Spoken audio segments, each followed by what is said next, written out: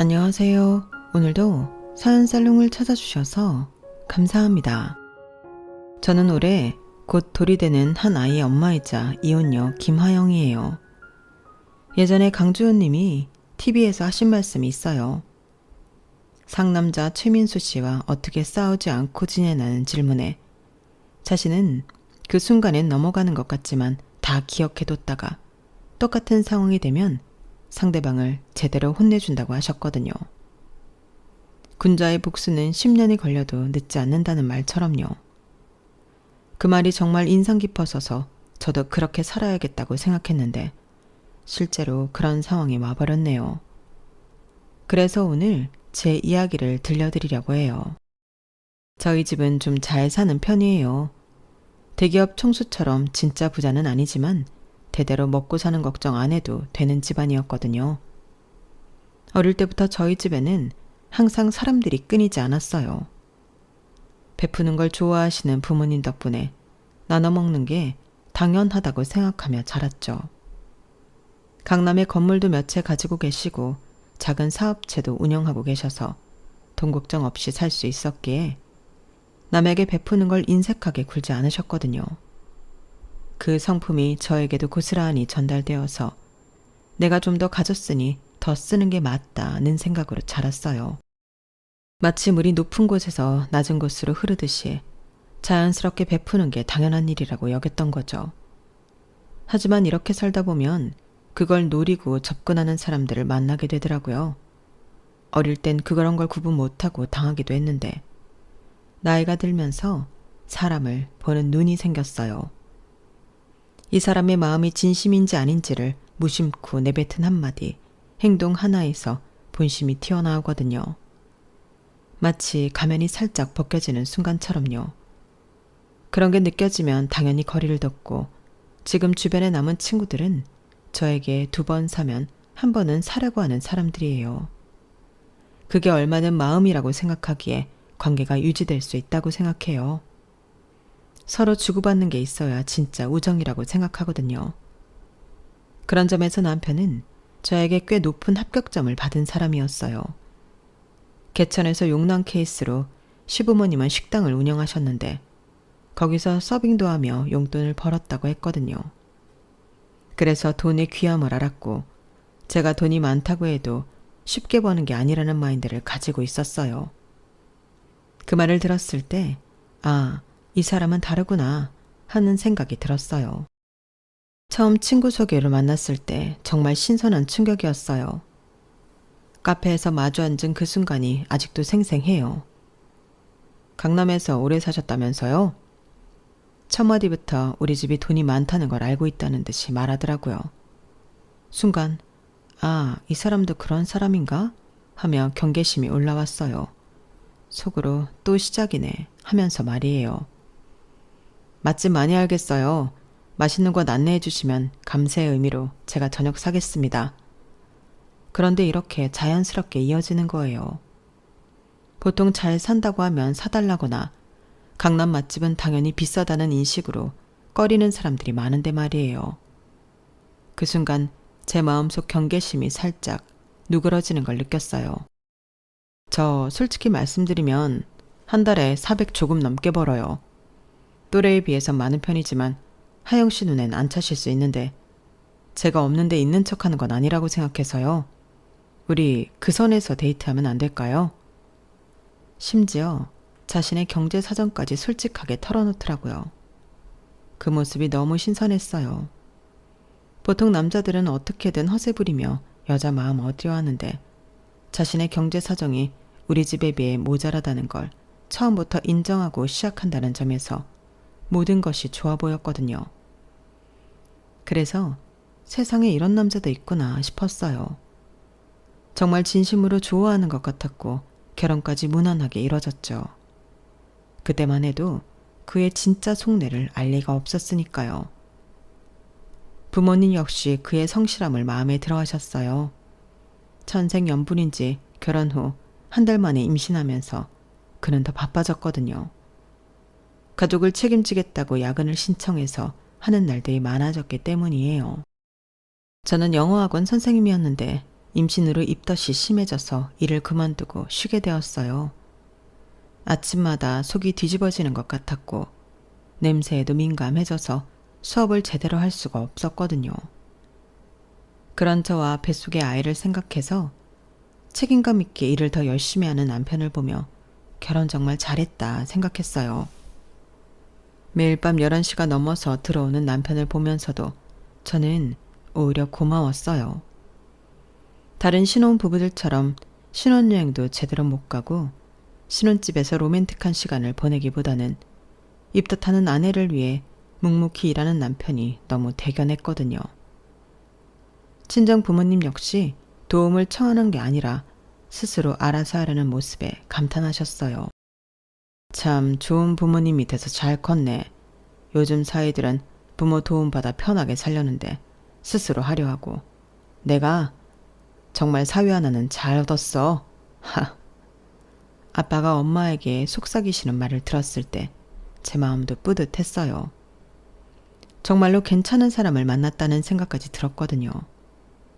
그날은 주말에 가족이 함께 식사하던 날이었어요. 친정 식당에서 모처럼 온 가족이 들러앉아 있었는데 제가 입덧이 많이 나아져서 식욕도 돌아온 상태로 오랜만에 맛있는 식사 자리였네요. 하영이 입덧도 잦아들었으니 배부르고 아이 태어나서 움직이기 힘들기 전에 시간 내서 바다도 보고 여행도 다니렴. 엄마가 남편을 바라보며 말씀하시는 거예요.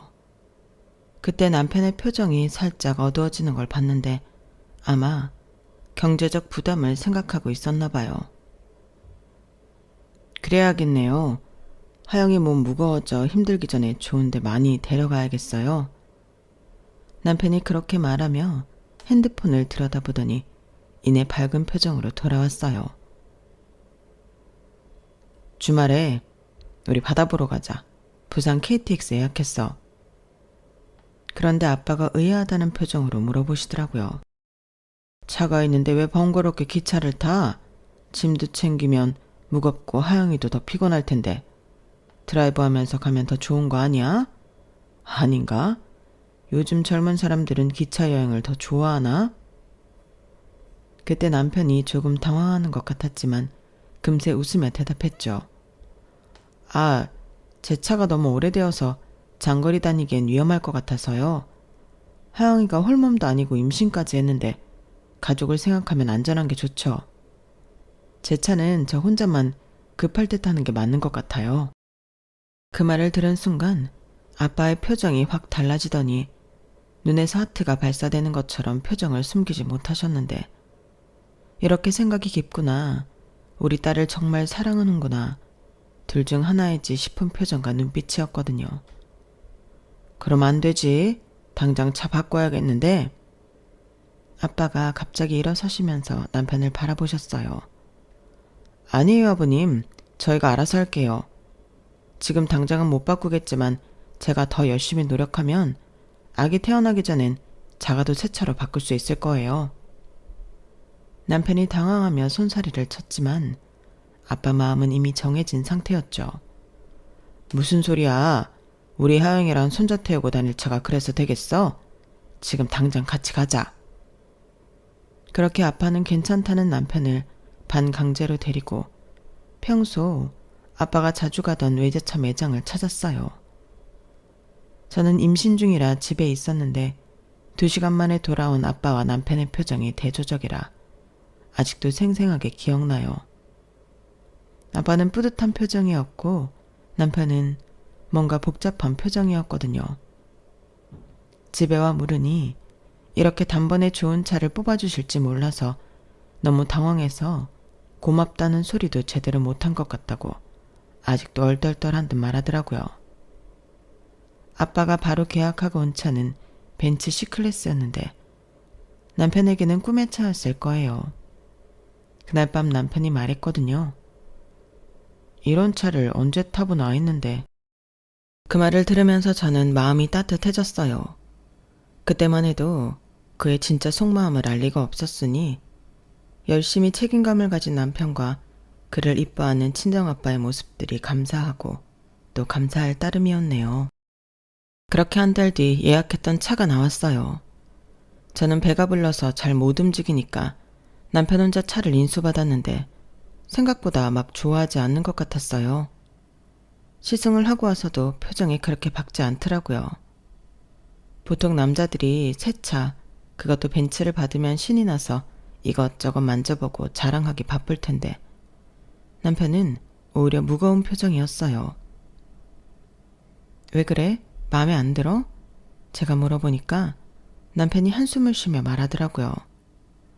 아니야, 차는 정말 좋아. 근데 이런 거 받아도 되는지 모르겠어. 무슨 소리야? 다 큰 자식인데 부모 덕 바라는 것 같아서 마음이 편하지 않아.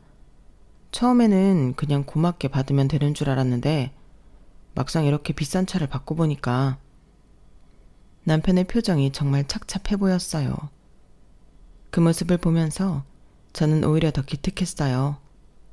받을 수 있을 때 받겠다고 하지 않고 오히려 부담스러워하는 게 진짜 좋은 사람 같았거든요. 그러면 더 잘하면 되는 거 아니야? 제가 남편의 어깨를 토닥이며 말했어요. 당연히 부모는 자식에게 더 좋은 걸 주고 싶지 않겠어? 더군다나 임신한 딸이랑 손자를 생각하면 당연한 거지. 그렇긴 한데 당신은 내 뱃속 아이에게 그런 마음 들지 않아? 나중에 우리 아이가 커서 필요한 게 있으면 해주고 싶지 않을 것 같아? 그러자 남편의 표정이 환해지더라고요. 그렇네. 내가 너무 생각이 짧았나 봐.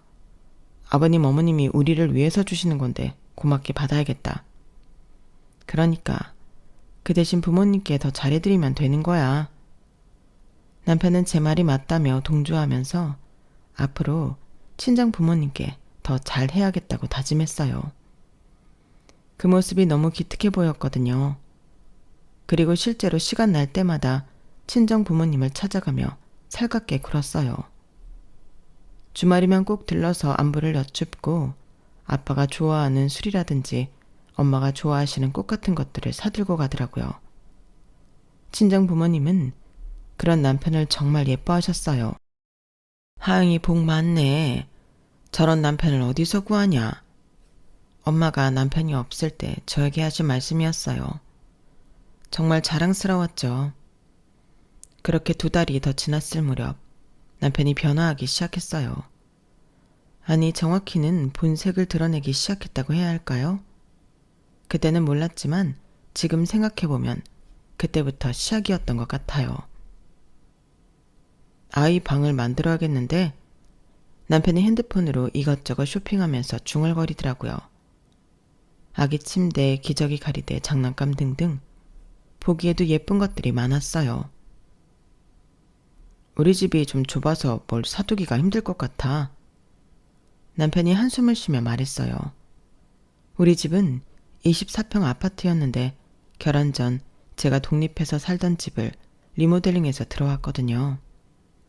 아이를 낳아도 사실 좁은 집은 아니라고 생각했어요.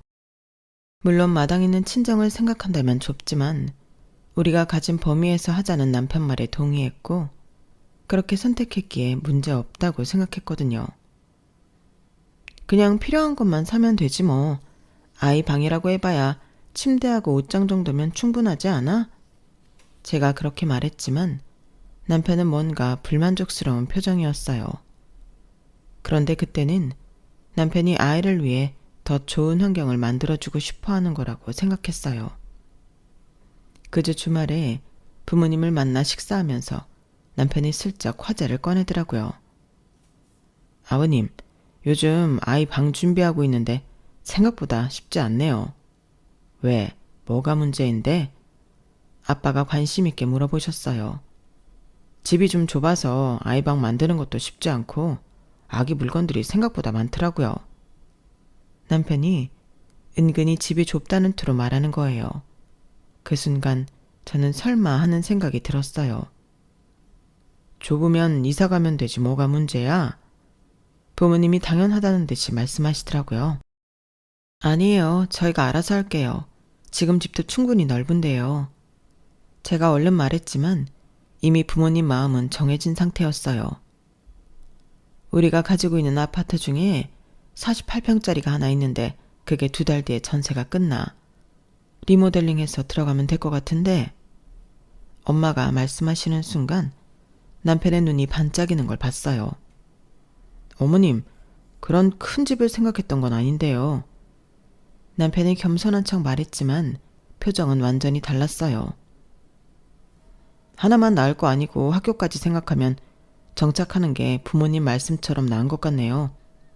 정말 감사하게 받겠습니다. 그러더니 저를 돌아보며 말하더라고요. 그럼 지금 집은 빨리 내놓자. 이사 준비도 해야 하고. 그때 저는 뭔가 이상하다는 느낌이 들었어요. 분명히 결혼할 때는 우리가 가진 범위에서 하자고 했는데 이제 와서 왜 이런 식으로 나오는 건지. 하지만 그때는 남편이 아이를 위해서 더 좋은 환경을 만들어주고 싶어 하는 거라고 생각했어요. 그렇게 새로운 집 인테리어에 열을 올리는 와중에 남편이 새로운 사업 구상을 하기 시작했어요.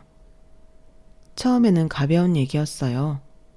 평소 옷 잘 입는다는 소리를 들었기에 편집샵 운영하면 잘할 것 같다는 말을 흘려 했었거든요. 그때는 그냥 허황된 꿈 정도로 생각했어요. 누구나 한 번쯤 해보는 이야기니까요. 하지만 아빠가 강남의 상권 좋은 곳에 건물이 있다는 걸 알고 나서는 남편의 태도가 더 노골적으로 변했어요. 좋은 물건도 볼 줄 아는 곳에 있어야 제대로 되는 거 아니야? 아버님이 가진 가게자리가 딱일 것 같은데. 남편이 슬쩍 떠보듯이 말하더라고요. 저는 대꾸도 안 하고 흘려보냈는데 아빠를 만나면 자신의 아이디어를 열심히 알려주며 설득하기 시작했어요. 그날도 주말 저녁 식사 자리에서였는데 남편이 갑자기 화제를 꺼내더라고요. 아버님, 요즘 사람들 쇼핑 패턴이 많이 바뀌었더라고요. 어떻게? 아빠가 관심 있게 물어보셨어요. 편하게 쇼핑하려고 하더라고요. 굳이 명동이나 강남 번화가까지 가서 쇼핑하는 게 아니라 일상생활 반경 안에서 좋은 물건들을 사고 싶어 해요. 남편이 마치 시장 조사를 한 것처럼 말하더라고요. 보통 편집샵은 가로수길처럼 잘 알려진 곳들에 있었는데 회사 주변에 두면 점심시간에 직장인들 접근성이 좋아서 잘 될 거라고 생각해요. 남편의 목소리가 점점 열정적으로 변해가더라고요. 아빠도 평소에 의류에 관심이 많으셨기에 남편의 말에 솔깃해하시는 것 같았어요. 그런 아이디어도 있구나. 확실히 요즘은 접근성이 중요하지. 맞아요. 그리고 저도 평소에 옷 잘 입는다는 소리를 들어서 제가 직접 골라서 들여놓으면 잘 팔릴 것 같아요. 그때 아빠가 갑자기 말씀하시더라고요.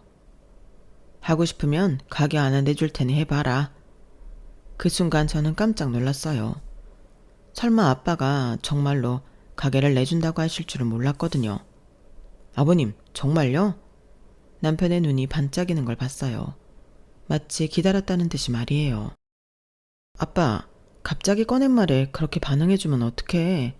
사업이라는 게 쉬운 것도 아니고 애까지 생긴 마당에 더 조심해야지. 이 사람 월급 적게 받는 게 아니잖아. 안정적인 직장 놔두고 왜 바람 놓고 그래. 당신 나 못 믿어? 우리 부모님 식당 하잖아. 사람 대하는 건 내가 누구보다 잘해. 알면서 그래. 그거랑 다르지.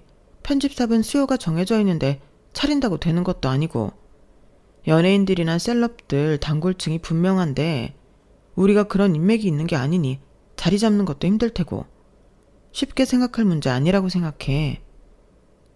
혼자여도 생각해 봐야 하는데 이렇게 쉽게 접근하는 남편이나 열심히 일하는 사위니까 뭐든 잘할 거라고 믿어주는 아빠나 둘 다 제정신이 아닌 것 같았어요. 그래서 악역은 제가 하기로 마음먹고 아빠도 말리고 남편도 말리고 있었네요.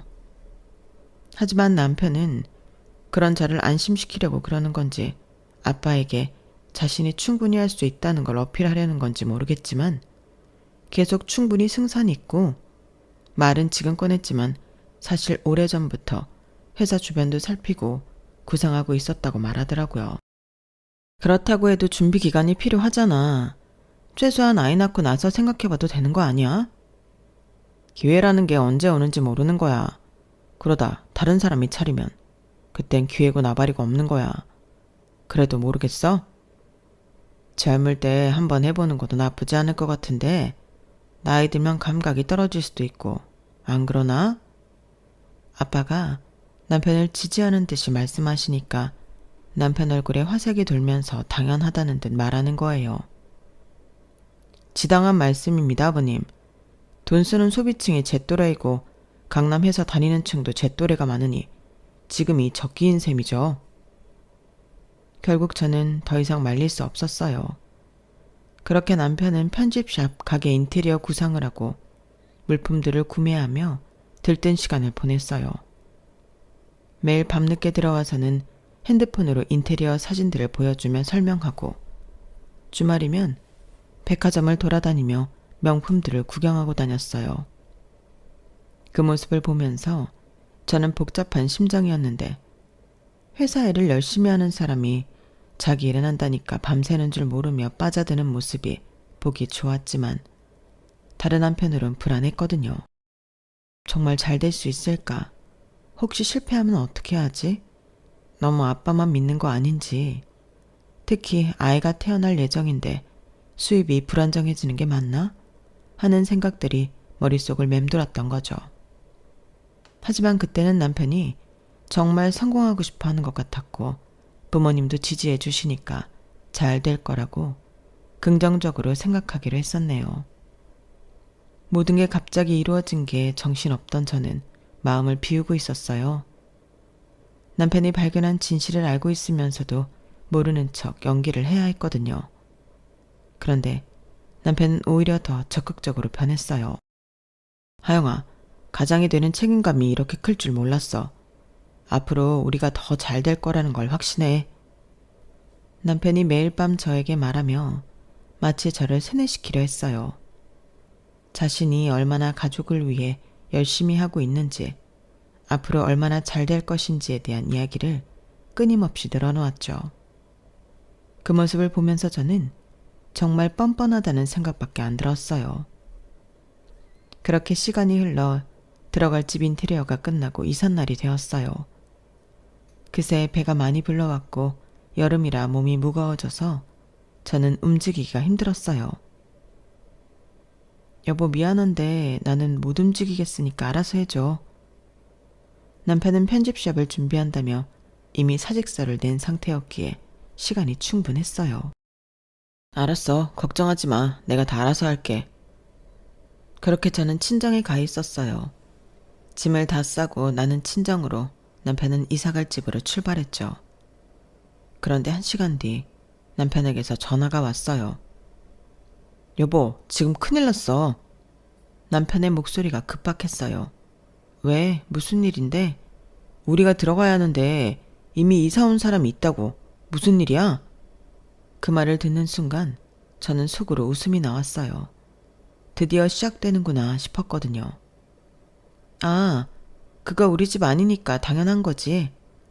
저는 담담하게 말하며 전화를 끊었어요. 남편이 다시 전화했지만 받지 않았죠. 그러자 30분 후 남편이 직접 친정으로 찾아왔어요. 이게 무슨 소리야?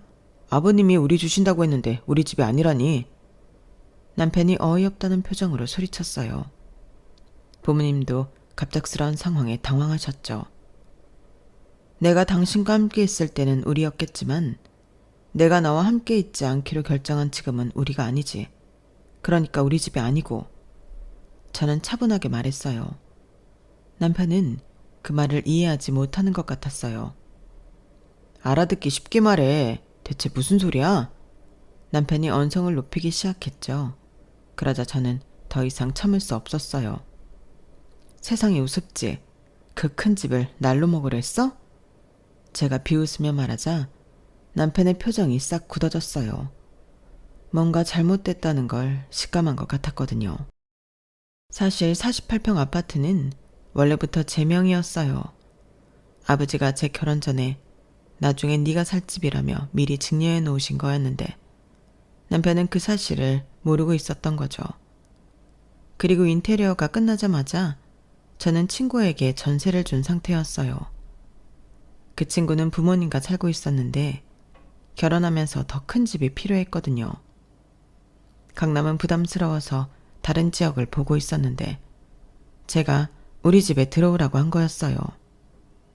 물론 이 모든 계획은 남편이 모르는 상태에서 진행된 거였죠.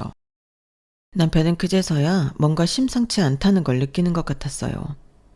하지만 아직 제가 모든 걸 알고 있다는 것까지는 모르는 상태였죠.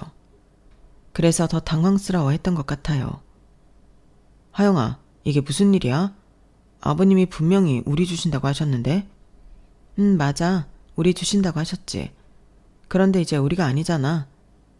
저는 계속 같은 말을 반복했어요. 남편이 점점 초조해하는 모습이 보였거든요. 사실 이 모든 일의 시작은 몇 개월 전이었어요. 지금 생각해보면 그때부터 이미 남편의 태도에서 묘한 변화가 시작되고 있었어요. 친정 부모님 앞에서는 여전히 겸손한 사이였지만 집에서는 점점 당연하다는 듯한 태도를 보이기 시작했거든요. 남편이 잦은 야근을 할 때였는데 매일 늦게 들어오는 남편이 안쓰럽고 고마운 마음에 간식을 싸서 회사로 찾아간 적이 있었거든요.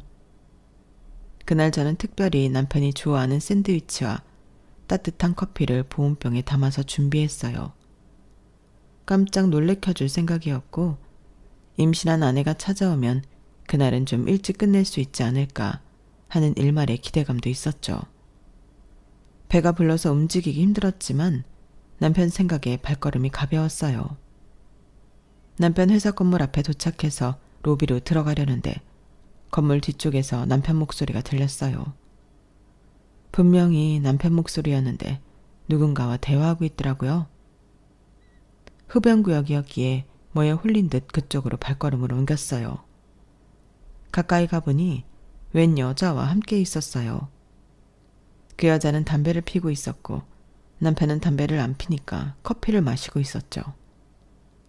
처음에는 단순히 동료와 잠깐 얘기하는 거라고 생각했어요.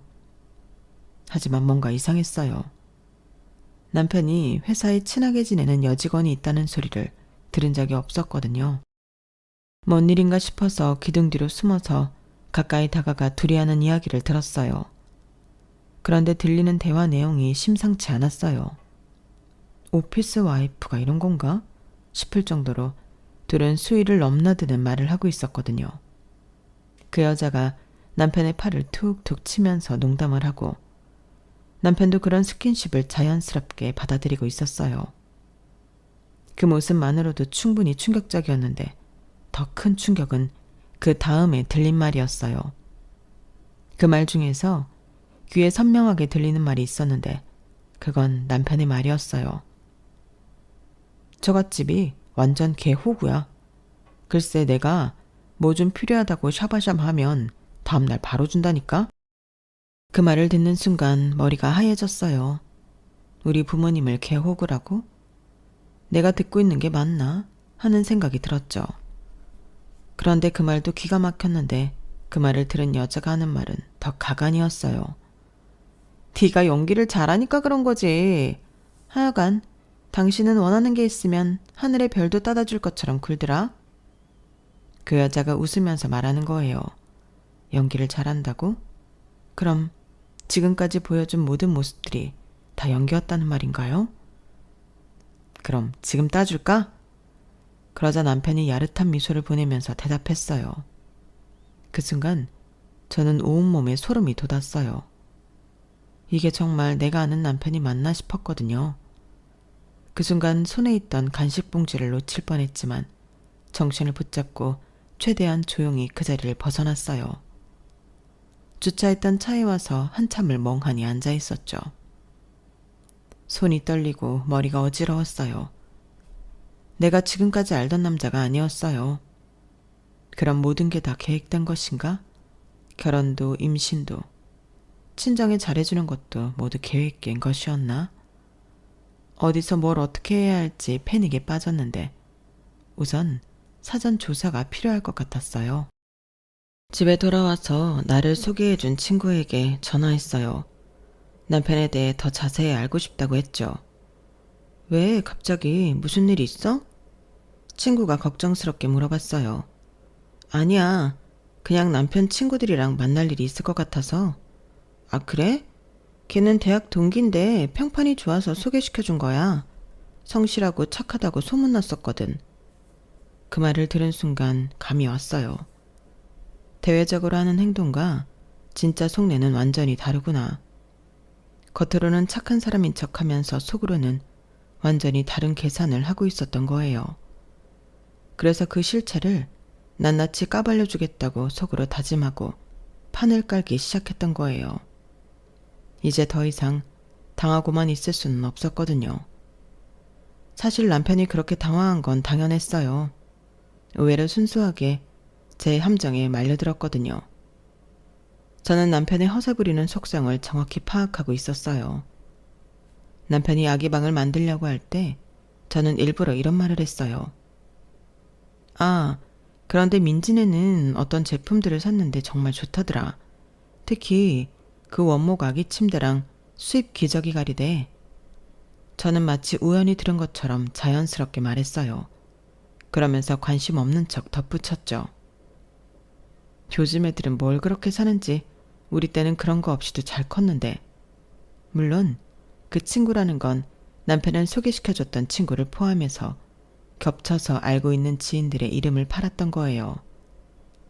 남편은 그 말을 듣고 바로 핸드폰을 꺼내서 검색하기 시작했어요. 그 물품들을 보고 크기며 가격이며 살펴보면서 다른 사람들이 어떻게 꾸미는지까지 찾아보더라고요.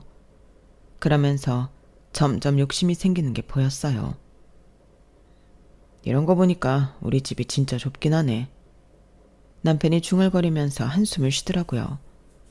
자신도 그렇게 하고 싶다는 욕망을 누리지 못하는 게 너무 뻔했어요. 그렇게 해서 결국 아빠에게 집이 좁다는 말을 꺼냈던 거죠. 창업도 마찬가지였어요. 아무것도 가진 게 없으면서 말로만 그럴싸하게 만드는 남편에게 저는 이렇게 말했어요. 당신 보면 정말 아까워. 그렇게 야근하면서 남의 일 좋게 만드는 사람이면 당신 일 하는 게 더 나은 거 아니야? 남편이 조금 관심을 보이자 저는 계속 부추겼어요. 그래도 아직 젊으니까 20년은 직장 더 다니고 천천히 생각해도 되겠다. 이렇게 말하면서 조금씩 그에게 회사가 아닌 다른 일을 하게 만들었던 거예요. 마치 제가 반대하는 것처럼 보이게 하면서 사실은 그쪽으로 유도했던 거죠. 그러니 당연히 아빠가 준다는 집은 우리의 것이 아니라 제 것이었고 저는 인테리어가 끝나자마자 친구에게 전세를 줬어요. 그 친구는 부모님과 살고 있었는데 저에게 정말 고마운 친구예요. 제가 어려울 때 많이 도와줬거든요. 그 이야기를 하자면 또 기니까 패스하고 여하튼 그랬기에 남편은 그런 걸 당연히 모르고 자기 뜻대로 우리 집 등쳐먹을 생각만 했으니 당황했던 거죠. 하영아, 동탄 그만하고 진짜 무슨 일이야? 남편이 점점 초조해지면서 말했어요. 농담? 나 지금 농담하는 것 같아? 저는 차갑게 대답했어요. 그러자 남편이 부모님을 바라보면서 말했죠. 아버님, 어머님, 하영이가 갑자기 이상해요. 분명히 우리 주신다고 하셨잖아요. 그때 아빠가 당황하며 말씀하셨어요. 그래, 너희 주려고 했는데 하영이가 왜 그러지? 저는 그제서야 부모님께 모든 걸 말씀드렸어요. 아빠, 이 사람이 우리 가족을 뒤에서 뭐라고 하는지 아세요? 개호구래요. 우리가 개호구라고. 그 순간 거실에 공기가 싸해졌어요. 아빠의 표정이 확 굳어지시더라고요. 뭐라고? 처갓집이 완전 개호구라고. 자기가 뭐 좀 필요하다고 하면 다음날 바로 준다고 자랑했어요. 그것도 회사 여자한테. 남편의 얼굴이 새파랗게 질려가는 걸 봤어요. 이제 모든 게 들통났다는 걸 깨달은 거죠. 아니야. 그게 아니야. 오해야. 남편이 허둥지둥 변명하기 시작했어요. 하지만 이미 늦었죠. 저는 마지막 카드를 꺼냈어요. 오해? 그럼 이것도 오해야? 저는 핸드폰에서 사진을 꺼내 보여줬어요. 남편이 그 여자와 모텔로 들어가는 사진이었죠. 그 순간 남편의 얼굴에서 모든 혈기가 빠져나가는 걸 봤어요. 이건 이제 알겠지. 나는 다 알고 있었어. 당신이 얼마나 겉과 속이 다른지. 저는 승리의 미소를 지으며 말했어요. 드디어 모든 진실이 드러난 순간이었거든요. 그런데 남편의 진짜 절망은 그 다음부터였어요. 아빠가 강남에 가게를 임대해준다고 했을 때 계약서를 작성했었거든요. 편집샵에 들어갈 물품을 구매하면 결제해 줄 테니 구매해서 넘기라고도 했었고요. 그때 남편의 모습이 정말 가관이었어요. 계약서를 내밀면서 형식상 필요한 거니까 대충 봐도 돼 라고 했는데 남편은 검토도 안 하고 바로 사인하더라고요. 아버님, 믿어주셔서 정말 감사합니다. 남편이 마치 감동받은 사람처럼 눈빛까지 촉촉해져서 말하는 거예요. 그 모습을 보면서 저는 속으로 정말 한심하다 생각했죠. 그런데 그것 역시 제가 다 계산했던 거였어요. 계약서에는 임대료가 시세의 120%로 명시되어 있었고 보증금도 따로 요구되어 있었으며 중도 해지 시 위약금 조항까지 넣어놨거든요. 게다가 임대인은 아빠가 아니라 제 이름으로 되어 있었는데도 대충 읽고 사인했던 거예요. 편집샵 물품 구매도 마찬가지였어요. 남편이 아버님께서 결제해준다니 감사합니다 라며 신나서 이것저것 주문하더니 나중에 청구서 받고는 경악했을 거예요. 모든 게 남편 개인 명의로 구매되어 있었고 당연히 남편이 결제 책임을 져야 하는 상황이었으니까요. 남편은 완전히 멘붕에 빠지면서 계속 같은 말을 반복했어요. 대체 왜? 아버님이 왜 이러세요? 하영아, 뭔가 오해가 있는 것 같은데. 남편이 당황하면서 말했지만 저는 차갑게 대답했죠. 오해? 무슨 오해? 아니, 그게 내가 그런 뜻으로 한 말이 아니었어. 정말 오해야. 그럼 이것도 오해야? 제가 모든 걸 알고 이혼을 준비했다는 것까지 눈치채자 남편은 그게 아니었다고 오해라며 헛소리를 했어요. 그때 저는 마지막 결정타를 날렸죠. 그 여자와 모텔을 드나들던 사진을 보여준 거예요. 남편은 완전히 무너지면서 이건 진짜 우연히 한 번뿐이었다고 변명했지만 제가 한 달 동안 수집한 증거들은 그게 거짓말임을 보여주고 있었어요. 총 7번의 만남, 4번의 모텔 출입, 그리고 수십 통의 문자 메시지까지 모든 게 다 있었거든요. 이것도 오해야? 사진을 보는 순간 남편의 얼굴이 완전히 하얗게 변했어요. 더 이상 변명할 수 없다는 걸 깨달은 거죠. 이건 정말 오해야. 오해? 모텔 들어가는 것도 오해고 우리 집을 개 호구라고 한 것도 오해야? 저는 냉정하게 말했어요. 사실 이렇게까지 해야 하나 싶었지만 태어날 아이를 위해 양육권을 가져오기 위해 끝까지 가야 했어요. 임신해서도 부부관계를 하는 경우도 있다지만 친정을 호구로 아는 사람과 하고 싶은 여자가 어디 있겠어요. 게다가 저는 아이도 이미 가진 상태니까 거절하기 좋았고 이 남자는 그 시간을 못 참고 넘지 말아야 할 선을 넘어버렸던 거예요. 그전에도 그런 관계였는지 아니면 제가 시발점이 되었는지 모르지만 개벌은 난 못 준다고 원래 그랬다고 생각해요. 그렇게 자신이 원하는 대로 될 거라 생각했는데 자신이 파놓은 함정에 자신이 빠져서 호적되는 꼴이란 정말 웃겼어요. 남편은 그제서야 자신이 얼마나 큰 빚더미에 앉게 됐는지 깨달았을 거예요. 회사도 그만둔 상태에서 인테리어 비용에 편집샵 물품비까지 합치면 몇 천만 원이 넘는 돈을 혼자 감당해야 하는 상황이었거든요. 그야말로 자업자득이었죠. 저는 웃으며 이제 시작인데 이런 걸로 열 빼지 말라고 말했어요. 아, 그리고 인테리어 비용 3천만 원이랑 편집샵 물품비 2천만 원은 당신이 직접 계약한 거니까 당신이 책임져야지. 나는 이혼하니까 부부 공동책임 이런 거 없다 라고 못 박았네요. 당연히 이혼하게 되었어요. 남편의 불륜과 경제적 기만행위 그리고 처가에 대한 모독적 언사들이 모두 증거로 제출되면서 양육권은 당연히 제게 왔어요. 위자료도 받았지만 애초에 남편이 가진 게 없었기에 큰 액수는 아니었어요. 하지만 중요한 건 내 아이를 지킬 수 있다는 것이었거든요. 법원에서도 남편의 행태를 보고 양육권을 주는 것에 대해 전혀 망설임이 없었다고 했어요. 임신한 아내를 두고 불륜을 저지르고 처가를 호구로 여기며 경제적 이득을 취하려 했다는 점에서 인격적 결함이 명백합니다. 양육권은 당연히 모에게 가야 합니다. 담당 판사가 한 말이었어요.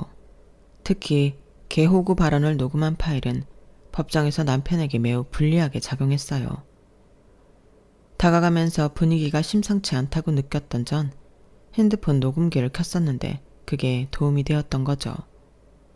남편은 그 말을 듣고 절망적인 표정을 지었는데 그제서야 자신이 얼마나 큰 실수를 했는지 깨달은 것 같았죠. 남편이 그 여자와 만나는 장면은 사실 여러 번 목격했어요. 처음 발견한 후 확실한 증거를 위해 한 달 정도 더 지켜본 거였거든요. 사진은 남편이 사무실에서 늦게 나와 그 여자와 함께 모텔로 들어가는 모습을 촬영한 것이었어요. 당시 임신 중이라 몸이 힘들었지만 아이의 미래를 위해 참고 증거를 모았어요. 그런데 정말 가관이었던 건 남편의 태도였어요. 법정에서도 끝까지 변명을 늘어놓더라고요. 판사님, 그 말은 제가 술에 취해서 한 말이에요. 진심이 아니었습니다. 술에 취해서? 그럼 모텔 들어가는 것도 술에 취해서? 제가 차갑게 반박했죠. 남편이 할 말이 없어서 버벅거리는 모습이 정말 한심했어요. 그건 정말 실수였어요. 마음이 약해져서 딴 년이랑 모텔 간 거야? 그럼 나는 뭐야? 임신해서 못 움직이는 호구? 그 순간 법정 안이 조용해졌어요. 그때 남편 변호사가 감정에 치우쳐서 하는 말이라고 제 말을 무마시키려 했지만 저희 변호사가 그럼 모텔 출입도 감정에 치우쳐서 한 행동인가요? 라고 반박하니까 남편 변호사도 남편도 꿀먹은 벙어리처럼 아무 말도 못하고 있더라고요. 남편은 빚이 늘고 회사에는 가지도 못하게 되었어요. 제가 그 여자한테도 소송장을 날리면서 회사를 그만두게 되었고 그 회사 근처로도 못 가게 되었기 때문이에요. 남편이 하는 일을 자세히 말하지 못했던 건 워낙 바닥이 좁아서 말하면 눈치채시는 분들이 생기기 때문이었는데 그랬기에 취직은 꿈도 못 꾸고 빚은 늘었어요. 더 웃긴 건 남편이 그 상황에서도 제게 연락을 했다는 거예요. 하영아, 우리 다시 한번 생각해보자. 아이 때문에라도. 아이 때문에? 아이 때문에 이혼하는 거야. 내 아이가 거짓말쟁이 아빠 보면서 클 수는 없거든. 제발 한 번만 용서해줘. 내가 정말 잘못했어. 용서? 그러기엔 너무 멀리 온 것 같지 않아? 마음에도 없는 소리 하지 말고 꺼져.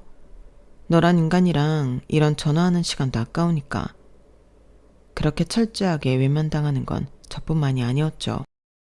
제가 아들을 임신했는데 자신의 대를 이어줄 손자를 가진 저에게 이런 짓을 했다는 걸 믿지 못하던 시아버님이 결국 나락에 빠진 당신 아들에게 절연 선언을 했다고 시아버님이 미안하다며 마지막 전화를 하셨거든요. 시아버님에게 남편이 제발 한 번만 용서해달라고 사정했을 때 손자 얼굴도 못 보게 만들었으니 필요 없다고 했다는 말씀을 전해주셨을 땐 사실 속이 다 시원했어요. 미안하다. 내가 아들을 잘못 키웠어. 이제 아들도 아느니 너라도 잘 살아라. 가끔 아주 가끔이라도 손주름 크는 사진 하나씩 보내주면 안 되겠니? 하지만 저는 이렇다 할 대답도 못 드리고 그냥 전화를 끊었어요. 남편과 관계된 건 싫었지만 시아버님은 따뜻한 분이셨기에 대놓고 아니라는 말은 못하겠더라고요. 집과 가게는 모두 제 명의였기 때문에 재산분할 대상이 아니었어요. 남편이 가진 건 중고차와 적은 예금이 전부였고 오히려 편집샵 준비하면서 진 빚이 5천만 원 넘게 있었어요. 인테리어 업체들과 편집샵 물품 업체들에서 독촉 전화가 계속 오는 상황이었죠. 따라서 재산분할로 받을 게 없었을 뿐만 아니라 남편은 오히려 엄청난 빚더미에 앉게 되었어요. 위자료는 법정 최대한으로 받았지만 남편이 무일푼 상태라 실제로 받기는 어려웠어요. 하영아, 나 정말 어떻게 해야 해? 빚이 너무 많아서. 그거 내가 왜 알아야 해? 당신이 욕심부려서 생긴 일이잖아. 저를 소개해준 친구는 처음에는 믿지 못했지만 제가 증거들을 보여주자 충격을 받으며 사과했어요. 하영아, 미안해. 내가 그런 놈인 줄 몰랐어. 괜찮아. 너도 몰랐던 일이잖아. 그런데 이런 일이 있었는데 다른 사람들도 알아야 하지 않을까? 맞아. 이런 놈이 또 다른 여자 속일 수도 있잖아. 그 친구를 통해 대학 동기들에게 소문이 퍼진 건 의도한 것이었어요. 남편이 얼마나 이중적인 사람인지 그의 지인들이 알아야 한다고 생각했기 때문이에요. 결국 남편은 얼굴도 못 들고 다니게 되었죠. 양육비는 남편의 소득이 불안정해져서 받기 어려운 상황이 되었지만 어차피 친정에서 경제적 지원을 해주고 있어서 큰 문제는 없었어요. 법원에서는 남편이 안정적인 직장을 구하면 양육비를 지급하라고 판결했지만 현실적으로 받기는 어려운 상황이었죠. 아이를 낳고서 친정 부모님의 전폭적인 지지 아래 영어학원을 다시 시작했어요. 임신 전 경력도 있었고 부모님이 자금을 지원해 주셔서 제 이름으로 된 학원을 열 수 있었어요. 아이는 친정 부모님과 베이비시터가 함께 돌봐주셨고 저는 일과 육아를 병행하며 새로운 삶을 시작했어요.